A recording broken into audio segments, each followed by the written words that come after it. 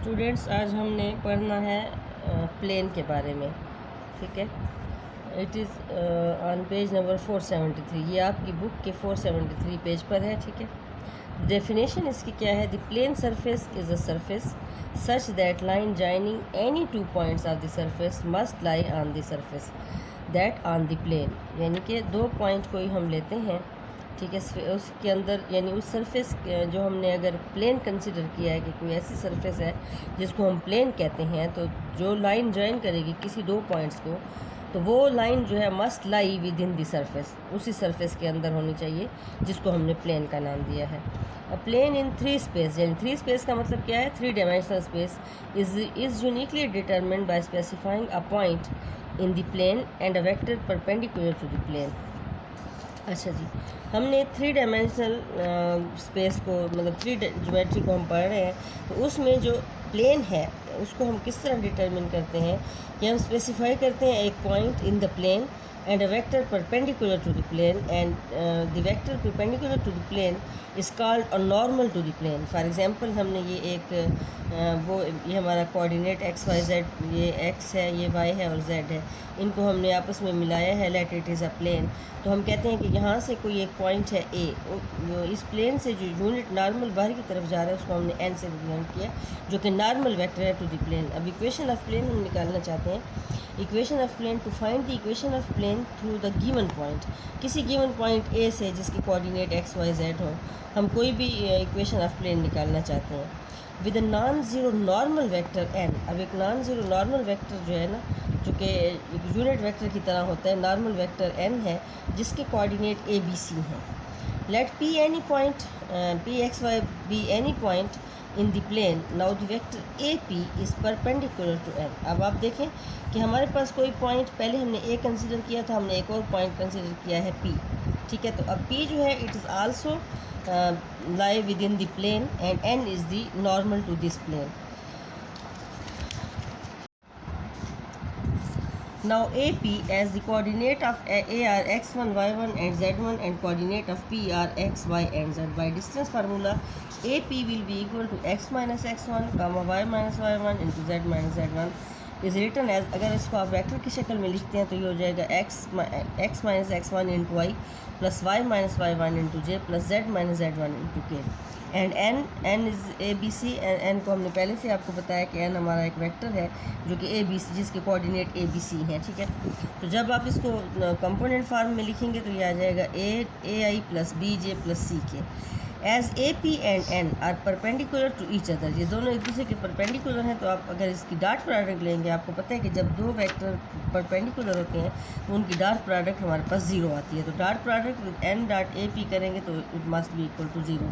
तो यहाँ से जब आप डॉट प्रोडक्ट, ये आपके पास ए पी वैक्टर है और ये आपके पास एन वैक्टर है, तो आपको पता है कि डॉट प्रोडक्ट में आई डॉट आई वन होगा, आई डॉट जे वन होगा, के डॉट के वन होगा, बाकी तमाम ज़ीरो हो जाएंगे, यानी आई डॉट जे ज़ीरो हो जाएगा। सिमिलरली जे डॉट के और के डॉट जे ज़ीरो होगा।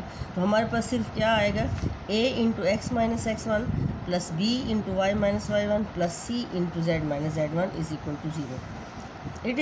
This is the required equation of the plane. ये आपके पास इक्वेशन ऑफ प्लेन है। A into x minus x one plus b into y minus y one plus c into z minus z one is equal to zero. It is called a point normal form of the equation of a plane. ये जो हमने निकाली है ना equation of plane, इसको कहते हैं point normal form of the equation of a plane. अच्छा जी, normal form of the equation of a plane. अच्छा, अब हम अगर नॉर्मल फार्म निकालना चाहते हैं, इसकी इक्वेशन ऑफ प्लेन की नॉर्मल फार्म निकालना चाहते हैं, let we have a plane in terms of P with which is the length of the normal. फ़र्ज़ कर लें कि आपके पास एक नॉर्मल जो है, इस प्लेन के अंदर एक नॉर्मल वेक्टर है जिसकी लेंथ पी है। ठीक है, फ्रॉम द ऑरिजिन से फ़र्ज़ कर लें, हमारे पास ऑरिजिन से इसका डिस्टेंस पी है, फ़र्ज़ कर लें origin to it, and L M and N are the direction cosines of the normal। यानी L हम पहले बता चुके हैं ना, डायरेक्शन कोसाइंस का पहले भी हमने पढ़ा है। किसी भी पॉइंट के जो डायरेक्शन कोसाइन होते हैं वो किसके इक्वल होते हैं? L M and N are the direction cosines of the normal।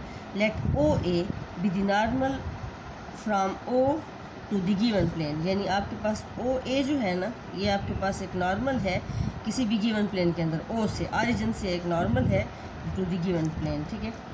A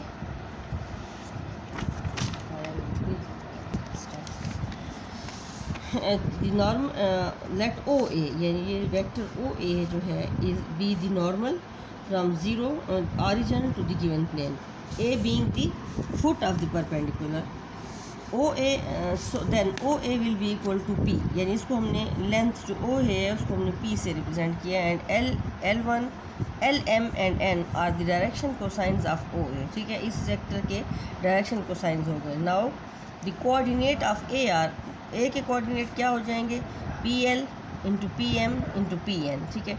late P X Y Z be any point in the plane, then PA will be equal to X, यानी अब आपने ये आपके पास है PL PM and PN, ये आपके पास A के coordinate हो जाएंगे और ये आपके पास P के कोऑर्डिनेट है X Y Z।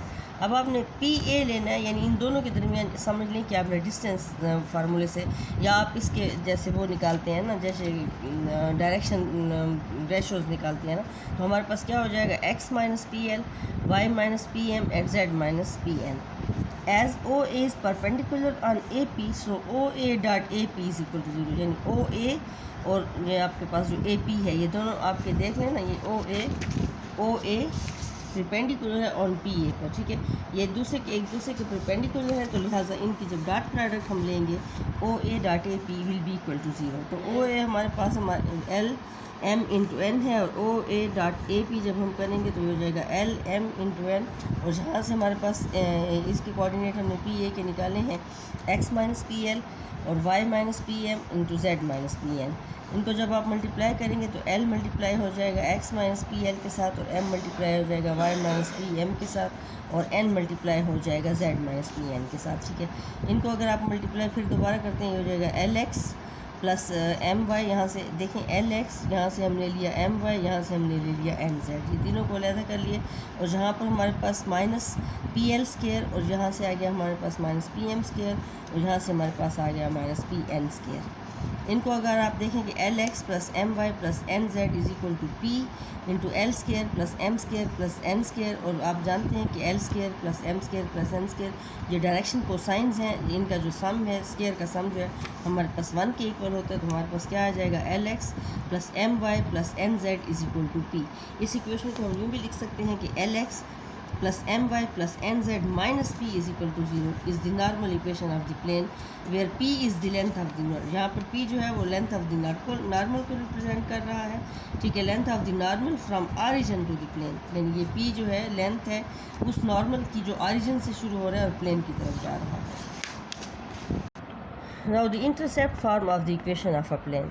Now as equation of the plane is standard form is written as, अभी हमने स्टैंडर्ड फार्म देखी है, वो किसके इक्वल होती है, AX plus BY plus CZ plus D is equal to 0। इसको हम कहते हैं कि प्लेन की स्टैंडर्ड फार्म है, ठीक है। The plane meet the axes at the point, फर्ज कर लें कि एक्सेस ऑफ द पॉइंट जो है उसके हैं A and 0 0 0 B 0 and 0 0 C।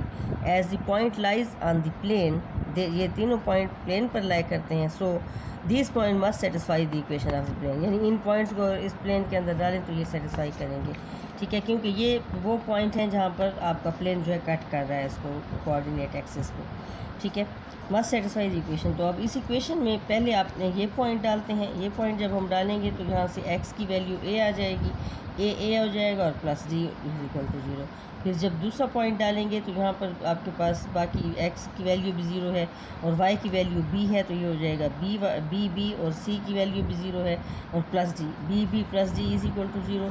और फिर आप जब थर्ड पॉइंट डालेंगे ये वाला, इसमें x भी 0 है, y भी 0 है और z जो है वो c के इक्वल है, तो यहाँ पर आ जाएगा आपके पास CC कैपिटल C और स्मॉल c और plus d is equal to 0। ये हमारे पास तीन इक्वेशंस आ गए हैं। यहाँ से हम a की वैल्यू निकालते हैं, वो आ जाता है माइनस d ओवर a, यहाँ से b की वैल्यू निकालते हैं, वो भी आ जाता है हमारे पास माइनस d ओवर b, और c की वैल्यू हमारे पास आ जाता है minus d over c। Now by putting the values of a b c, अब a b c की वैल्यू इस इक्वेशन 1 में पुट कर रहे हैं हमने। a b c जो यहाँ से निकाले हैं इनको अब हम ये जो स्टैंडर्ड इक्वेशन है हमारे पास प्लेन की, इसमें पुट करते हैं।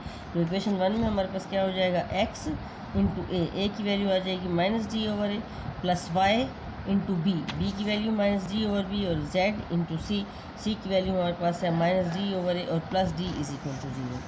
अब जहाँ इन तमाम से डी कॉमन ले लिया तो हमारे पास आ गया X over A plus Y over B plus Z by C plus 1 is equal to 0। X over A plus Y over B plus Z over C is equal to plus 1, यानी यहाँ से हमारे पास ये माइनस था equation, इसको हमने ख़त्म किया, ये -1 हो जाएगा तो ये इक्वेशन के उधर जाके +1 हो जाएगा, which is the required equation of the plane. ये कौन सी इक्वेशन है? Intercept form of the equation of a plane. ठीक है, अच्छा, equation of plane through 3 points. अगर 3 पॉइंट्स हमें गिवन हो तो फिर हमने इक्वेशन ऑफ प्लेन कैसे निकालनी होगी? Let we have point x1 y1 and z1, x2 y2 and z2 and x3 y3 and z3, यानी 3 पॉइंट्स गिवन है। अब हमने इक्वेशन ऑफ प्लेन निकालनी है। इक्वेशन ऑफ जो स्टैंडर्ड फार्म होती है इक्वेशन ऑफ प्लेन वो होता है ax plus B y plus सी जेड प्लस डी। ठीक है, as the above 3 points lies on the plane. अब ये तीनों पॉइंट क्योंकि इसी पर लाई करते हैं तो लिहाजा इन तीनों को अगर हम इस इक्वेशन में पुट करेंगे तो वो इक्वेशन सेटिस्फाइड होगी। तो यहाँ से हमारे पास क्या हो जाएगा? ax1 plus B Y one plus C Z one plus D is equal to 0। Similarly ax2, अब सेकंड पॉइंट डाल देंगे तो ax2 plus B Y two plus C Z two plus D is equal to 0। Similarly फिर third point डाल देंगे ax3 plus B Y three plus C Z three plus D is equal to 0। ये हमारे पास 3 equations आ रही हैं। ए B C and D are eliminated from the above equation. Then अगर इनको एलिमिनेट किया जाता है अबव इक्वेशन से तो इनका जो फाइनली जो इक्वेशन हमारे पास आती है वो हमारे पास क्या आ जाएगी? X Y Z into 1 x1 ये हमारे पास क्या आ गया? इनका डिटर्मिनेंट आ गया, 4x4 डिटर्मिनेंट आ गया इज इक्वल टू 0। ये हमारे पास इक्वेशन ऑफ प्लेन आ गई है जो कि आपके पास 3 पॉइंट्स यानी थ्रू 3 पॉइंट जब इक्वेशन ऑफ प्लेन लेंगे तो एक्स वाई जेड इंटू 1, फिर x1 y1 z1 into 1 x2 y2, यानी फोर्थ एलिमेंट जो है उसको हमने 1 पुट कर दिया, x3 y3 z3 इंटू 1। ये हमारे पास इसका जो डिटर्मिनेंट है is equal to 0 is the required equation of the plane. The angle between 2 planes, अगर 2 प्लेन्स हों तो उनके दरमियान एंगल कैसे निकाला जाता है? The angle between 2 plane is defined as the angle between their normal vectors. ठीक है, एंगल बिटवीन 2 प्लेन्स को हम हमेशा इस तरह लेंगे कि उनके जो दोनों प्लेन्स के जो नॉर्मल वेक्टर्स हैं उनके दरमियान क्या एंगल है। Then the angle between 2 planes, आपके पास एक प्लेन फ़र्ज़ कर लें a1 x1 plus b1 by z1 b1 y plus c1 z plus d1 एक प्लेन है, और दूसरी प्लेन आपके पास है a2x plus b2 y plus c2 z plus d2। ये 2 इक्वेशन जो रिप्रेजेंट कर रहे हैं 2 प्लेन को रिप्रेजेंट कर रहे हैं। ठीक है, इज़ इक्वल टू, अच्छा क्या होगा? 2 प्लेन है तो इसका जो equal to the angle between the lines, यानी जो समझ लें कि इन 2 लाइंस के दरमियान एंगल होगा to the with the direction ratios. इनकी डायरेक्शन रेशोज़ क्या है? इसकी a1 b1 और c1 है, उसकी डायरेक्शन रेशोज़ हैं a2 b2 और c2। तो हमारे पास cos थीटा जो होगा वो हमारे पास आ जाएगा a1 a2 plus b1 b2 plus c1 c2 dividing by a1 square plus b1 square plus c1 a2 square plus b2 square plus c2। तो theta will be equal to cos inverse of a1 a2 plus b1 b2 plus c1 c2 dividing by a1 square plus b1 square plus c1 square into under root a2 square plus b2 square plus c2 square. The 2 planes are perpendicular or parallel according to their normal are perpendicular or parallel, यानी अगर 2 planes parallel हैं तो अगर उनके दोनों के normal vector parallel हैं तो हम कहेंगे प्लेन्स पैरेलल हैं, और अगर उनके नॉर्मल वेक्टर परपेंडिकुलर हैं तो हम कहेंगे प्लेन्स जो हैं वो परपेंडिकुलर है। अब फ़र्ज़ कर लें कि हमारे पास एक प्लेन है ax1 by1 प्लस cz1 और ये दूसरी प्लेन ये है। अगर ये 2 प्लेन नॉर्मल होंगी यानी पैरेलल होंगी तो हमारे पास क्या कंडीशन होगी कि condition for these 2 planes will be parallel is equal to a1 by a2 will be equal to b1 by 2 will be equal to c1 by c2। ठीक है, यानी 2 प्लेन्स ऐसी हैं जो एक दूसरे के पैरेलल होंगी तो वो इस कंडीशन को सेटिस्फाई करेंगे।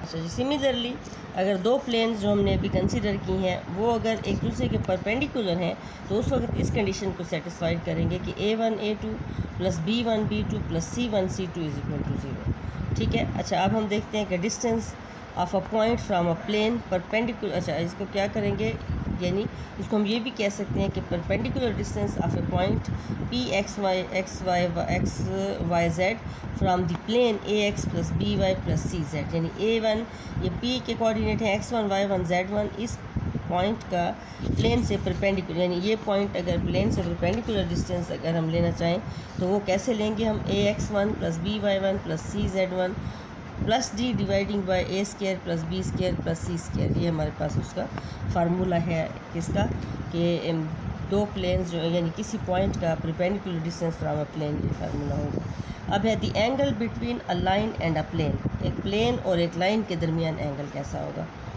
The angle between a line and a plane is the angle between the line and its projection on the plane, यानी किसी भी लाइन के लाइन और प्लेन के दरमियान जो एंगल है वो कैसे मेजर किया जा सकता है कि angle between a line and इस प्रोजेक्शन ऑन द प्लेन, यानी ये लाइन जो है, ये लाइन जा रही है और इस लाइन का प्रोजेक्शन क्या है, ये इधर प्रोजेक्शन है। देखें ये लाइन अगर यूँ जा रही है ना, ये तो इसका प्रोजेक्शन जो है ना इधर आएगा ना, तो angle between the line and the projection, projection जो है वो विद इन द प्लेन होगा, ठीक है।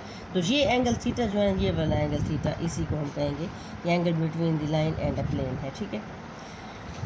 It is clearly the complement of the angle between the line and the normal. ये देखें लाइन और नॉर्मल के दरमियान जो एंगल है वो π/2 माइनस थीटा है, तो इस एंगल का जो कम्प्लीमेंट है वो थीटा है, ठीक है। इसका वो कहते हैं कि वो कह रहे हैं कि लाइन और नॉर्मल वेक्टर के दरमियान जो एंगल होगा, जो रिक्वायर्ड एंगल है between the plane and a line, वो क्या होगा, एक्चुअली वो इस एंगल का कम्प्लीमेंट होगा। तो इस एंगल का जो कम्प्लीमेंट है वो ये एंगल थीटा है, ठीक है। अच्छा जी, and if a line is given as x minus x1 dividing by l, y minus y1 dividing by m, z minus z1 dividing by n। ये फ़र्ज़ कर लें एक लाइन है और प्लेन आपको दी गई है ax plus by plus cz plus d, ठीक है। ये हमारे पास एक लाइन की इक्वेशन है, ये दूसरी प्लेन की इक्वेशन है। तो angle between a line and a plane, the angle between a line and plane, the angle is given as sine theta is equal to हो जाएगा al plus bm plus cn dividing by A square plus B square plus C square into √l square plus m square plus n square. तो इसको हम यूँ भी कह सकते हैं कि theta will be equal to sine inverse of al plus bm plus cn dividing by A square plus B square plus C square into l square plus m square plus n square.